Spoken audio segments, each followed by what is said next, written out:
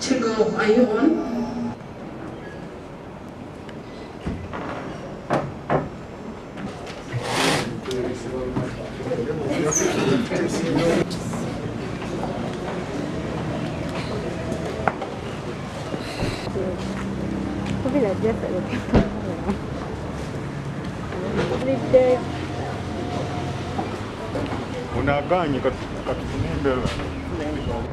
Access to Honorable Ssegirinya and Honorable Ssewanyana when they are in prison. They keep playing tricks. When you go to Lizina Maxon bed to see Honorable Ssegirinya Muhammad.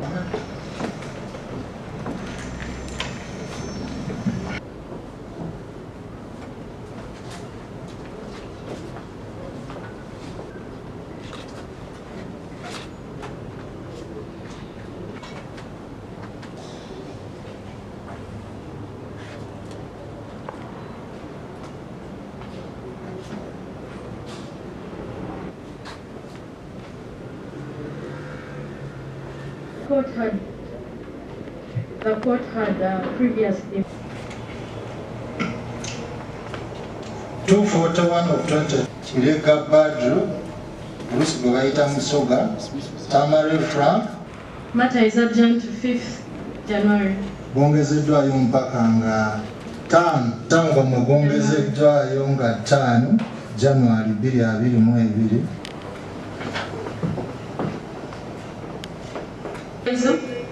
Kabuye Faizo aliwa?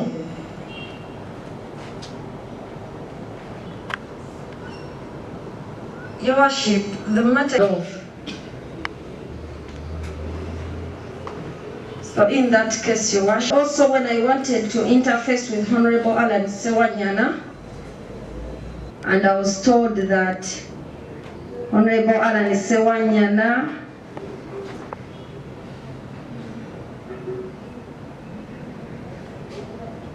telling me that he has been taken to seek private medical. I pray that this prayer be put on record, that as counsel for both accused persons, I've tried my level best to access them, but on several occasions I have been denied access. But Your Worship, under the following circumstances, I attempted to go and check on Honorable Ssegirinya Muhammad at Luzira Maxon Bay. I was informed that he had been transferred back to Chigo prison. Honorable? You said Honorable? Ssegirinya Muhammad have accessed medical attention from facilities of their choice. They should inform court that. And it is to allow me or any other lawyer or their relatives to access them at Chigo prison or any other prison for that matter, Your Worship, because they keep changing them. So the directive should be any other place that they may be moved to or one of them. I so pray, Your Worship. Private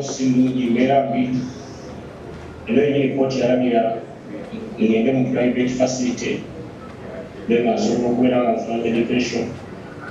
Your Worship, never accessing a private facility. Ojo, a very most in Area, Potimo, we are in the chance. The inevitable Kusahio, Chipetesman, which is one answer, our data, actually bed barrel. Actually, the Lafuna private facility never is all Kunya. The Chokubiri, Wakwati Chile, 49 years old, Nabuzi, Mulimumbera, a Tarbi, Nuji, Verona, Shegizanet, Nuzia, everyone. Imuramburugi, Aye, Sinafuna, Maga, Yogo, Madensaba, 40, Ewandi, Kire, prison, Yetui. batukkirize tufune private medication tube nga tusobola okubeera nga tujjanjabwa n'ebeera gye tulimu mbi si ya mirembe yowashi tube kusaba kwaffe tufune private medication nga tetuli mu wano kuba kooti esobola okulagira eddwaliro then yetwanga prisoni egenda nebanga ekolaki ebeerawo netufuna obujjanjabi obwo twanga tusobola okubeera nga tusuka naye embeera mbi. Yeah, we've lost you. We can't hear you here. Ambadde ngamba nti omusango ye gwe batuvunaana si mutuufu kakati kooti ejjalema okutegeera ekituufu bwe naaba nga nfiiridde mu Komera wano wendi olwekyo mbadde nsaba yowashi owandiike tufune private facility gye tugenda tube nga tusobola okubeera nga tujjanjabibwa. Ateeka mute ddoboozi lyaffe obaolyawo yensonga lwaki obadde owulira bulungi Honorable Ssegirinya.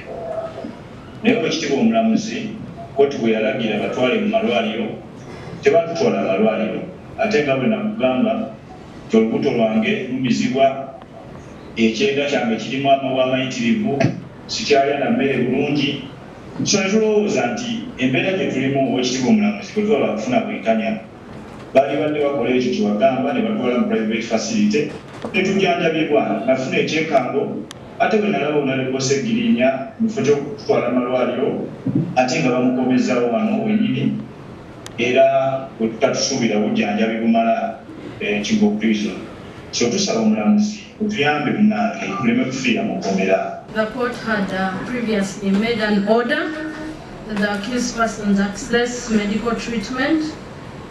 The order issued by court should be served on the prison authorities.